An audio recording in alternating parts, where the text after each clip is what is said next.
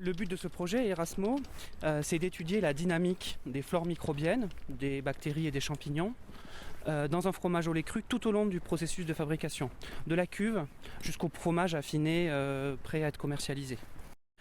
Pourquoi on fait ça? Pour mieux comprendre cet écosystème, mieux comprendre comment il fonctionne, mieux comprendre comment aussi pouvoir le contrôler pour pouvoir développer par exemple des arômes ou une acidification plus rapide, un cahier plus adapté à faire un fromage, etc. On souhaite aussi mieux caractériser les propriétés des ferments de notre terroir. Voilà.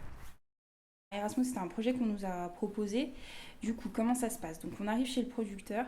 Donc, il faut arriver très tôt le matin parce qu'il faut prendre des échantillons durant toute la fabrication, donc du début à la fin, donc du début de la traite jusqu'à la fin de l'affinage. Donc, moi, je relève toutes les mesures. Et après, au niveau des échantillons, on les emmène au laboratoire Lactalia. Et eux s'occupent de tout ce qui est analyse microbiologique, physico-chimique et extraction d'ADN, parce que Erasmo, c'est de la métagénomie, donc ils extraient l'ADN des bactéries pour pouvoir identifier les bactéries. Parce que le principe d'Erasmo, ça serait en gros de cartographier l'ensemble des bactéries du début à la fin d'une fabrication pour pouvoir savoir qui est là à un instant T de la fabrication et savoir ce que fait la bactérie à cet instant T.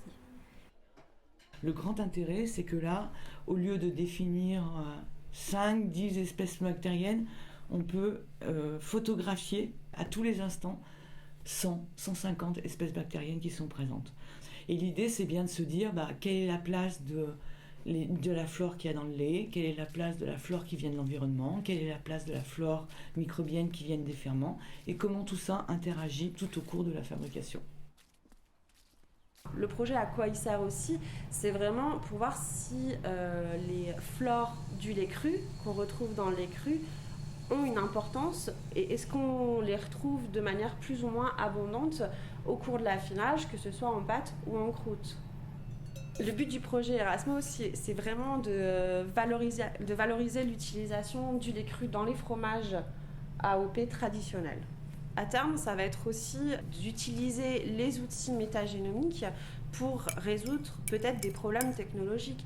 Est-ce que, par exemple, si on change l'hygrométrie d'une cave d'affinage, ça va modifier l'équilibre des flores microbiennes, etc. Comme ça, ici, au laboratoire et dans la région, on s'approprie ce type de méthode pour pouvoir ensuite répondre à des besoins vraiment spécifiques.